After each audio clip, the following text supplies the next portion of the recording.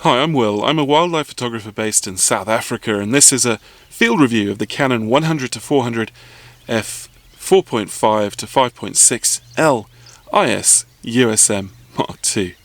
If you want the short version, this is a great lens for nature, wildlife and birds. If you want some deeper insights, well, stay tuned.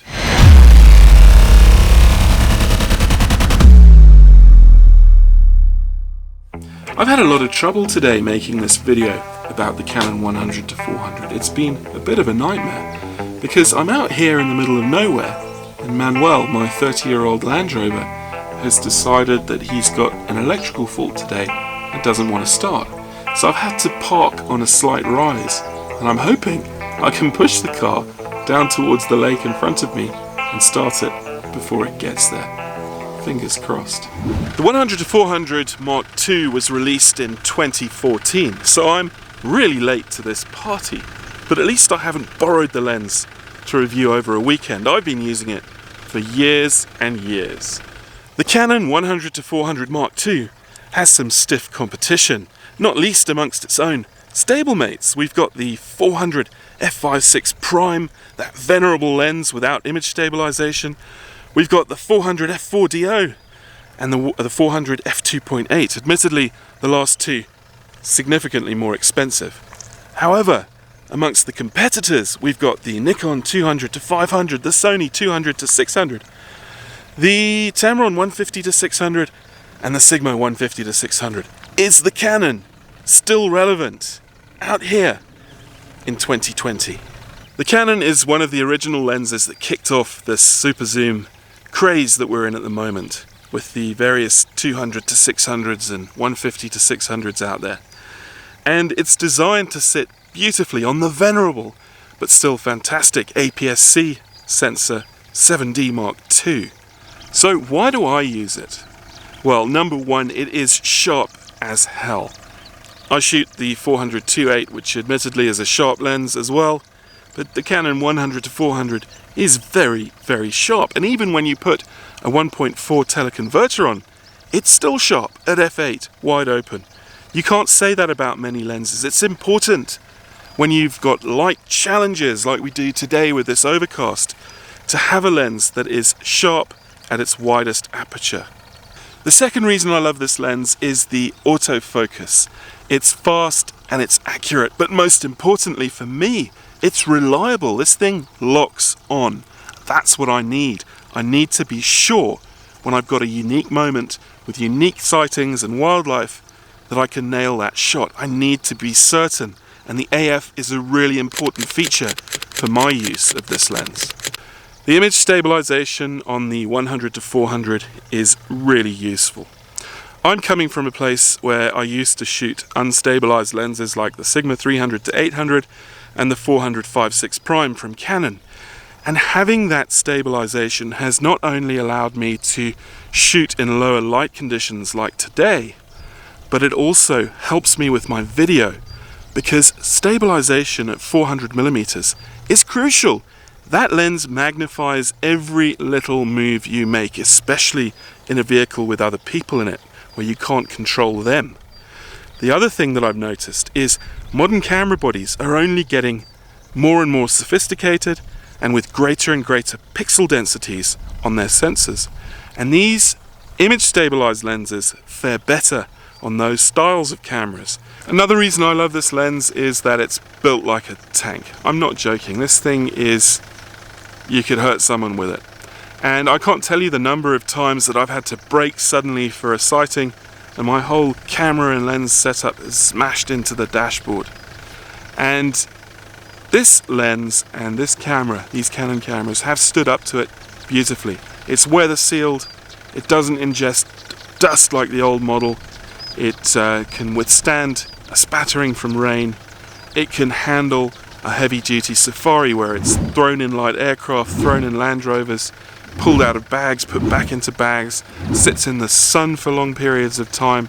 It is a reliable lens, and that, to me, is very, very important because I can't afford to spend thousands on a trip to the middle of nowhere in Africa only to have my camera gear break and to waste that whole opportunity sitting there, probably with a pair of binoculars, instead of taking pictures.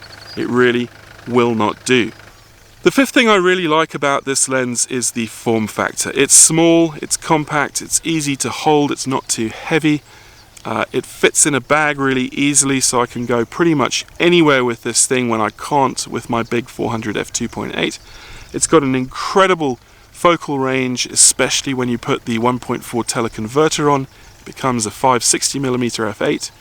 And then if you bolt a APS-C sensor on that, it gets even longer. It's an incredibly versatile lens to have at your fingertips. But not only that, it's nice to hold. It feels nice in the hand. It's made of magnesium alloy. It's got good quality rubber grips. It's a beautiful lens to hold and take pictures with. You can swing it through a panning shot and take beautiful pictures of birds. It's not too heavy to lug around with you in the field. You can put it on a strap around your shoulder and off you can go into the bush. It's a great lens for Africa, that's for sure. I talked about versatility. Well, this lens truly is versatile still in 2020. It is one of the lenses with the closest focus distance in its class.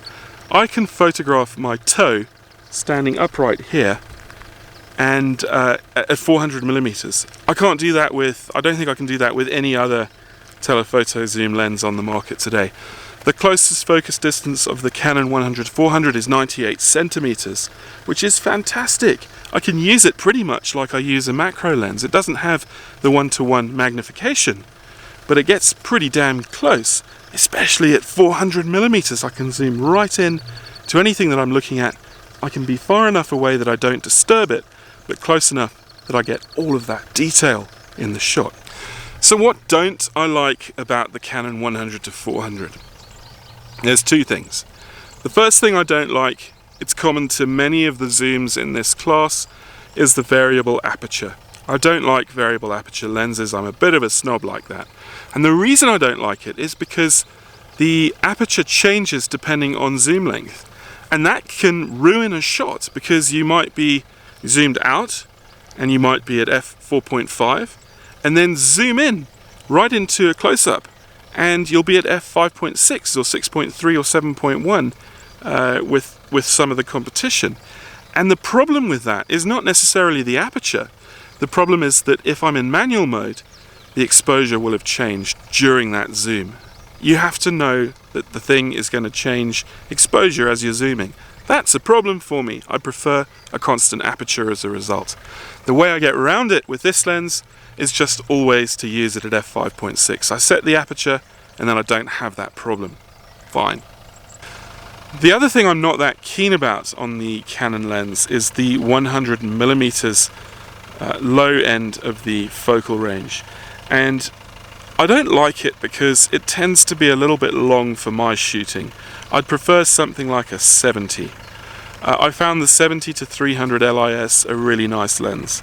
This lens is very similar except for that minimum focal range of 100mm. And the problem I have with it is that on an APS-C body it becomes a 140-150mm lens, and that can be just a little bit too tight sometimes for large mammals. I shoot in Africa, so there are large mammals around. A lot of you probably won't shoot out here all the time. You'll be shooting back in your home countries, and the animals are likely to be smaller, maybe a little bit more skittish, and you probably don't have to worry too much about the 100mm minimal focal range.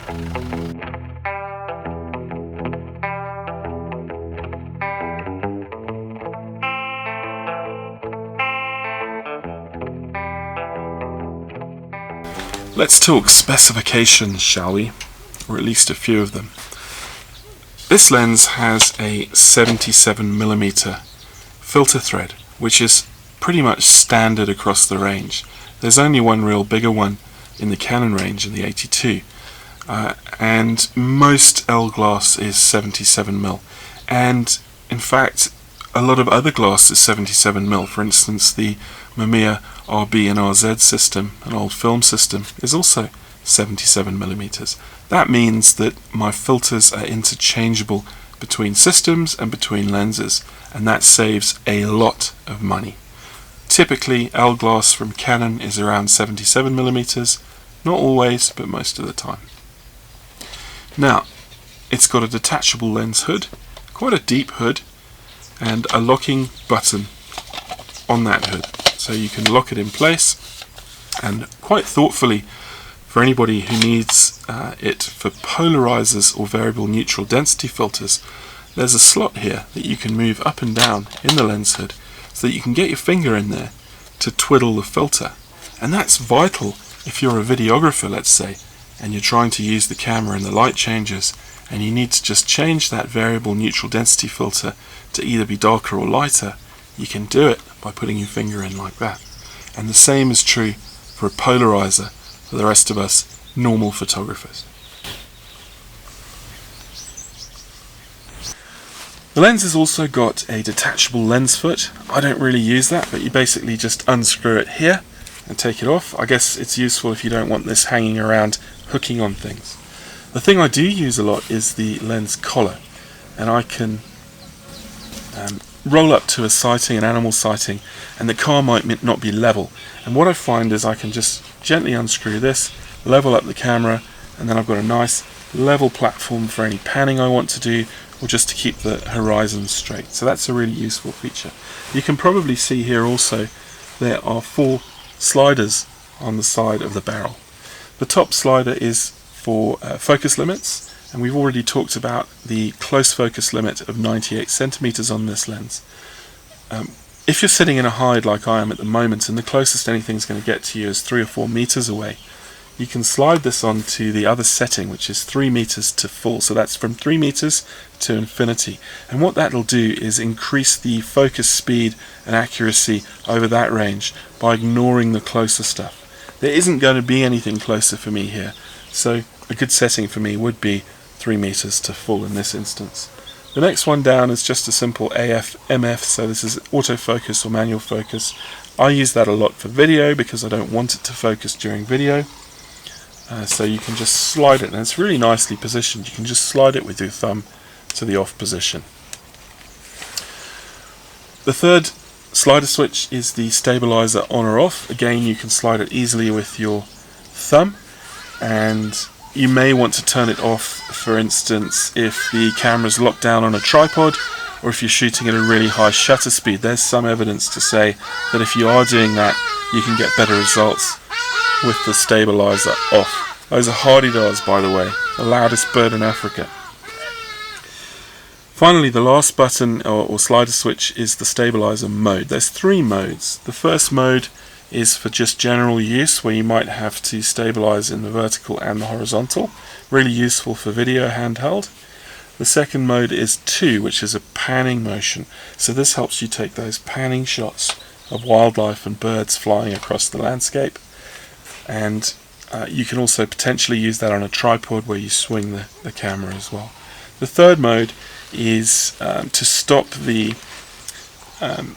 viewfinder. When you use stabilizers in Canon lenses, the view moves slightly as you track in the optical viewfinder, and the third mode turns that off until the moment of capture. So you get a much more stable view, and some people find that easier to track with. And then as you press the button, you get that stabilizer coming into effect. One really nice feature of this lens that I use all the time is the 1.4 teleconverter. It works really well on any of the DSLR bodies attached to this lens. The focus speed is pretty good, but the image quality is absolutely superb. I was blown away by how good it is wide open. I often shoot it at f8, so that's wide open with a 1.4 teleconverter, and that makes this camera a 560mm f8. That's a really good option to have in your bag. Now, I do believe you can use a 2x teleconverter with this lens on the mirrorless cameras that Canon's brought out. So this is a camera like the EOS R. Another thing that you don't hear about that much in reviews is that this lens is actually compatible with video mode focus. It's not a feature that's touted very much, but it's actually quite useful. Some camera bodies made by Canon allow a smoother, slower focus, but not all lenses do. Only some of them do, and this particular one does allow that. So when you're in video mode, you get that lovely smooth focus in and out of a subject, from blurred to sharp. It's quite nice, and quite a nice feature for anybody who uses this lens, as I do, for a lot of video. One of the things I wanted to do was a stabilizer test at 400mm for video.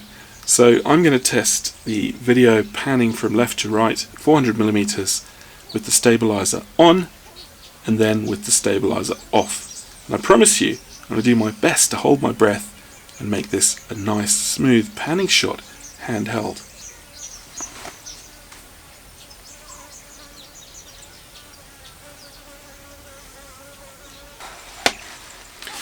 Well, you can see the results for yourself. The stabilized version is so much better than the unstabilized. It really makes a big difference, and the fact that the Canon doesn't have in-body stabilization is really compensated for by the quality of the stabilization in the lens itself. I can't wait to try out one of these new digital cameras with in-body stabilization and lens stabilization like this. It should be absolutely amazing. So this lens, aperture at 400mm, and that's where I use it most, 400mm, is f5.6, and that is not the fastest aperture in the world. My other lens, the 400 2.8, is 2 stops faster at 400mm. But having said that, it's not really a problem for me, because the depth of field at 400mm is paper thin, a couple of centimeters or less, depending on how far away the subject is from you. So quite often you find yourself wanting to shoot at higher apertures like f8 anyway, because what it does is allow you to get the whole face in focus, for instance, of a lion, whereas if you were shooting at a wider aperture, you'd only get a fraction of its eyelash or eye in focus, and you might even miss focus entirely. So it's not such a big problem from that perspective. In lower light, clearly you'd love to have a wider aperture, but with modern cameras such as they are, you can shoot in most conditions at f5.6, and importantly with this lens, it's actually sharp at f5.6, unlike some of the other zooms that I've used in my time. Those you might have to stop down to f8, f7.1 before they're even usable, and that is a real disadvantage. In conclusion, I've got no hesitation in recommending this lens. It's a fantastic option. It's so versatile.